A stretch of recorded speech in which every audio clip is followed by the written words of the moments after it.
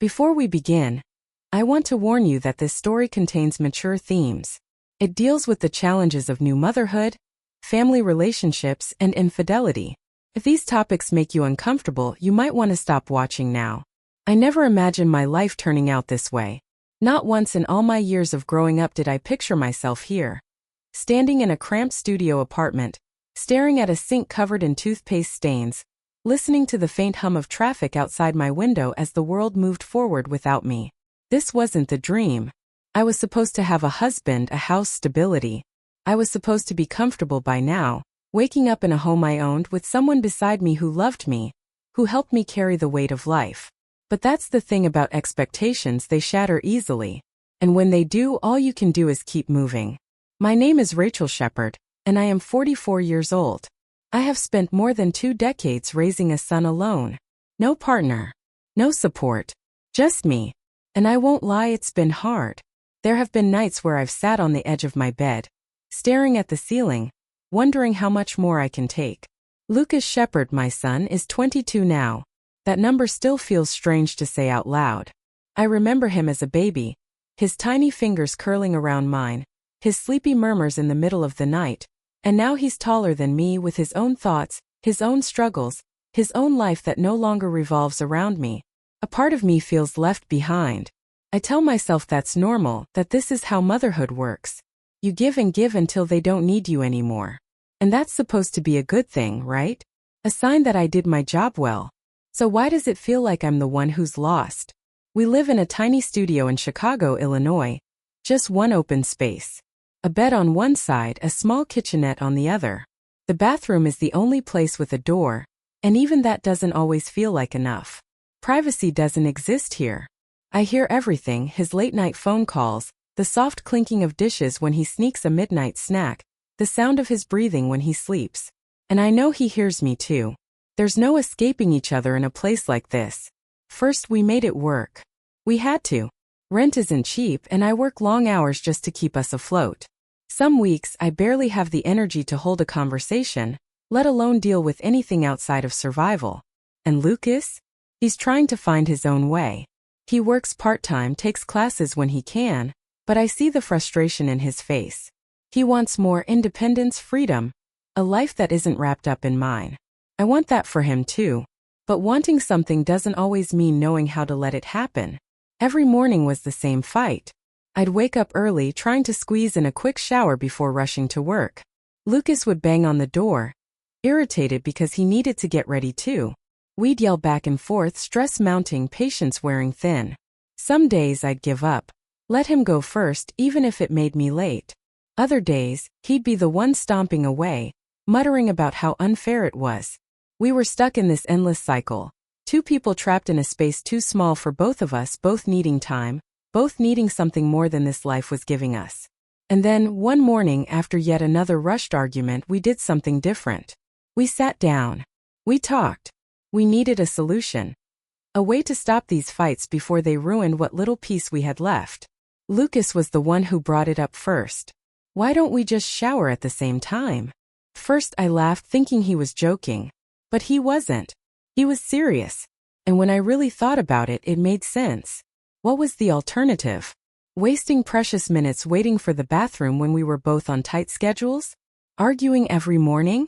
Starting the day off feeling irritated and rushed? It wasn't weird. It wasn't inappropriate. It was just practical. A mother and her son sharing a space. Nothing more. So we did it. The first time was awkward. But we laughed it off, made jokes about how ridiculous it was. There wasn't much space, so we had to move carefully, taking turns under the water, keeping it quick. It was just a routine. A small adjustment to make life easier. At least that's what I kept telling myself.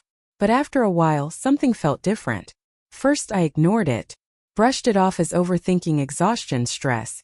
Maybe it was the way we started talking more in the shower than we did anywhere else. It was easier somehow. There were no distractions, just us. Steam filling the air. Water drowning out the world beyond that curtain. Or maybe it was how comfortable we became. Too comfortable. There were moments, small ones barely noticeable, where I'd catch myself feeling something I couldn't name. A strange pull. An unspoken tension that settled between us.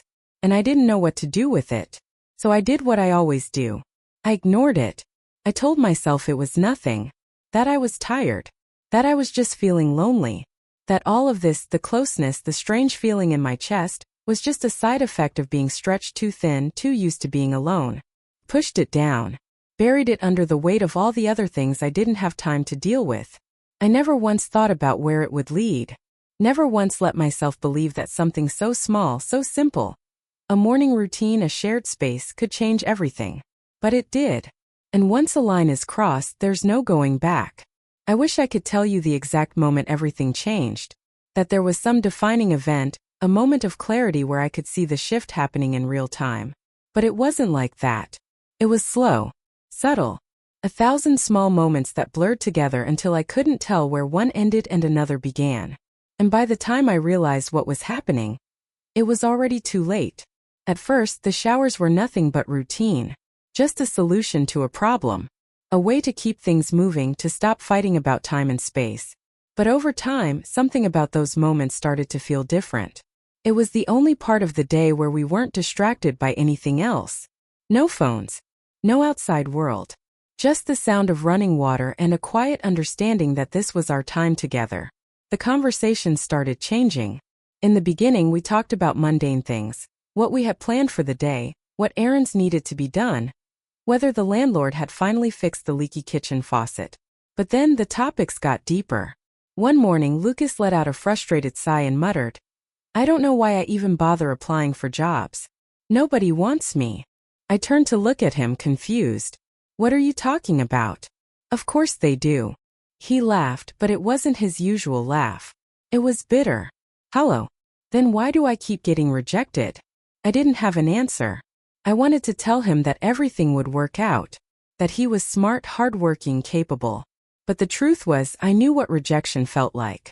I knew what it was like to pour yourself into something, to want it so badly, only to be told you weren't good enough. And before I knew it, I was telling him things I hadn't told anyone in years. About the time I almost got my dream job, only to have it slip away at the last second. About the nights I spent crying alone in my car, too ashamed to let him see me break down. About the weight of carrying everything on my own for so long that I didn't even know how to ask for help anymore. Lucas listened. He didn't try to fix it. He didn't give me some empty reassurance that everything happens for a reason. He just listened. And for the first time in a long time, I didn't feel alone. Looking back, I think that was the moment I stopped seeing him as just my son. Not in a way that was wrong or unnatural, at least not at first.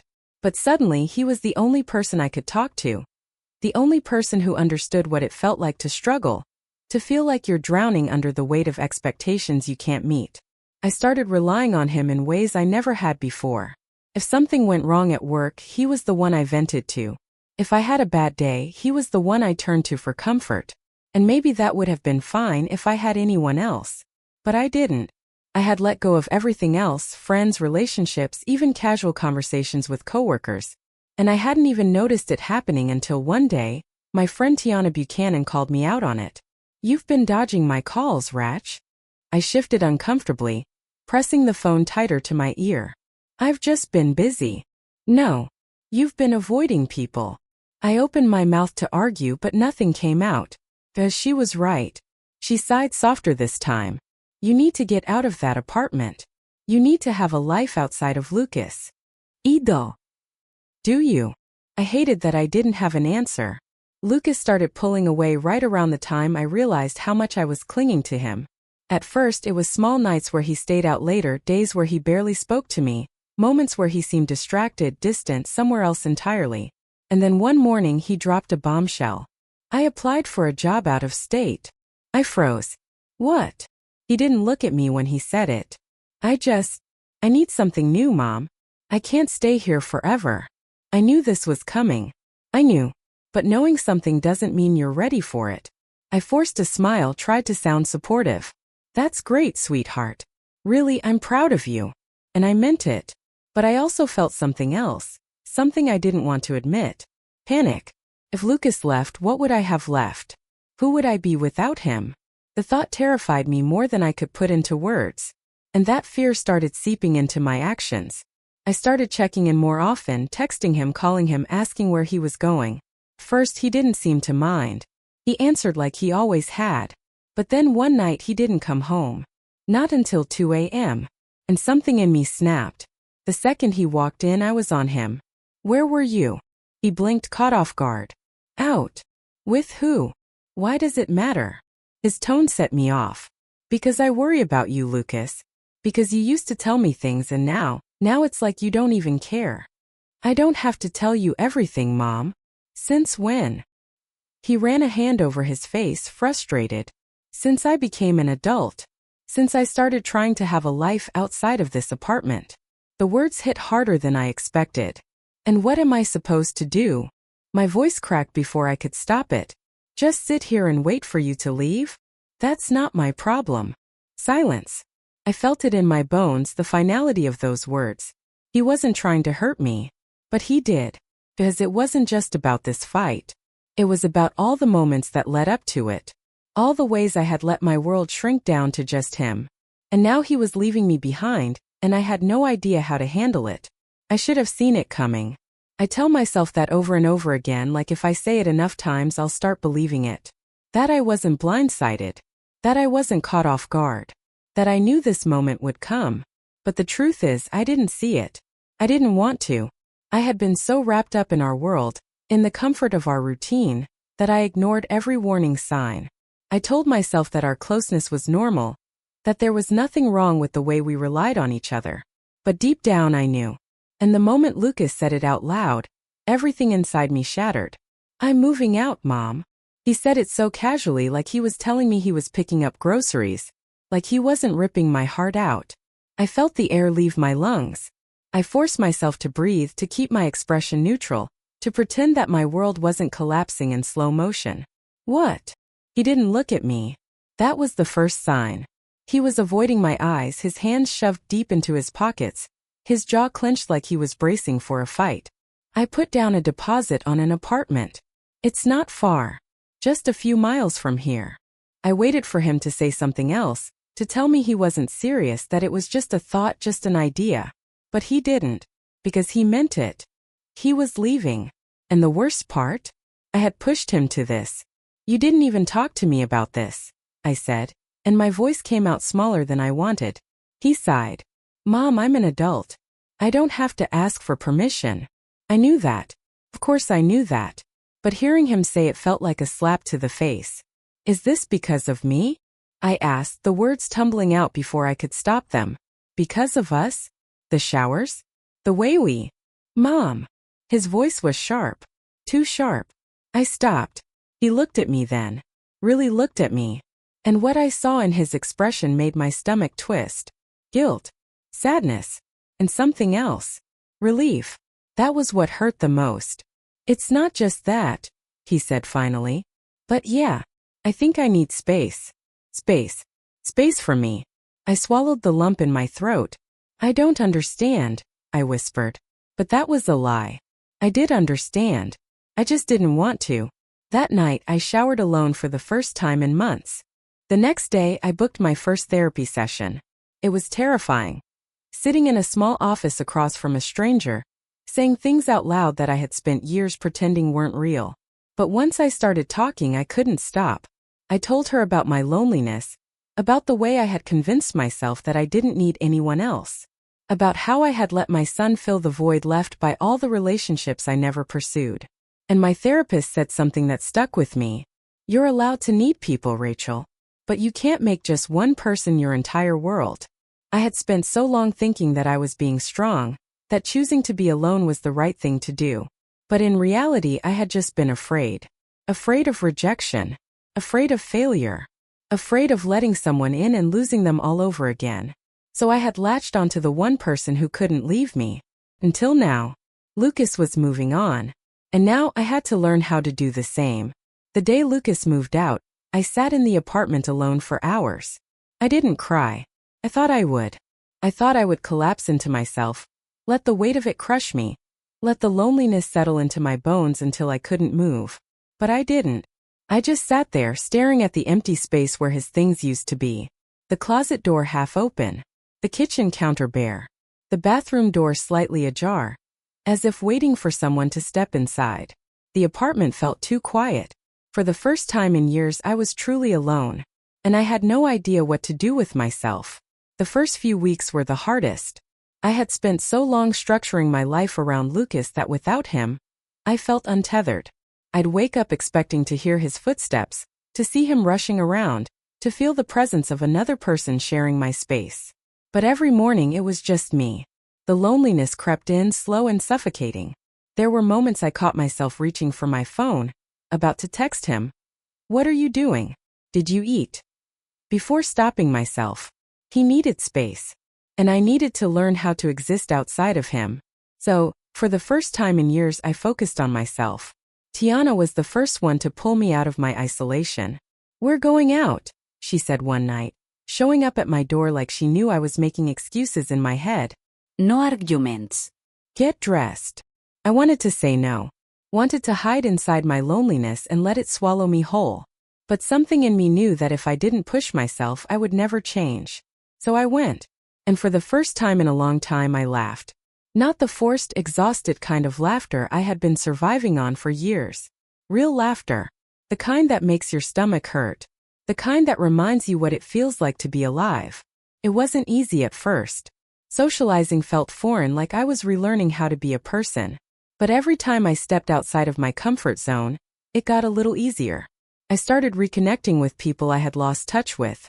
I went out for coffee, had long conversations, sat in a restaurant alone without feeling like I was missing something.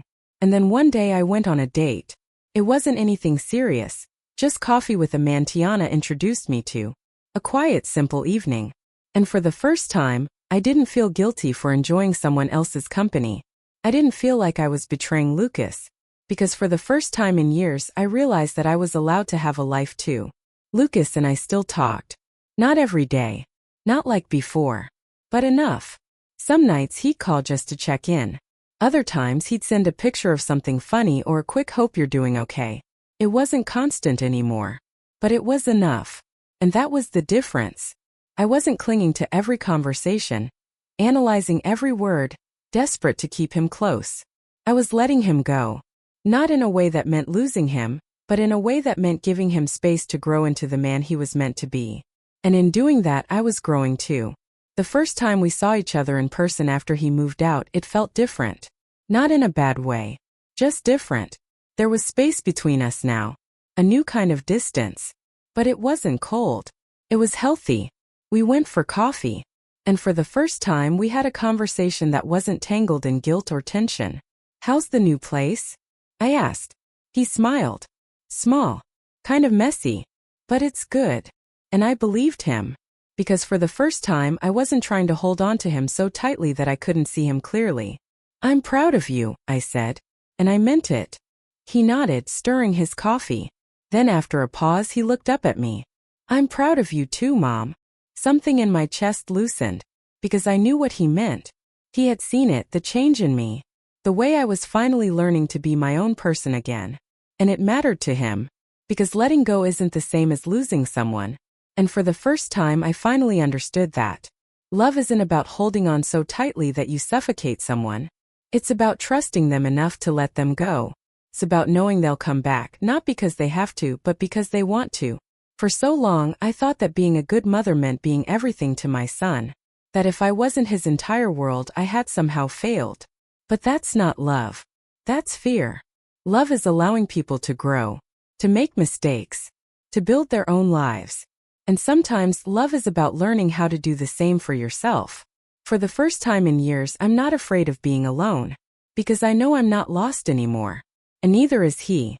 If you found this story meaningful, if this story made you feel something, don't forget to like, share and subscribe for more.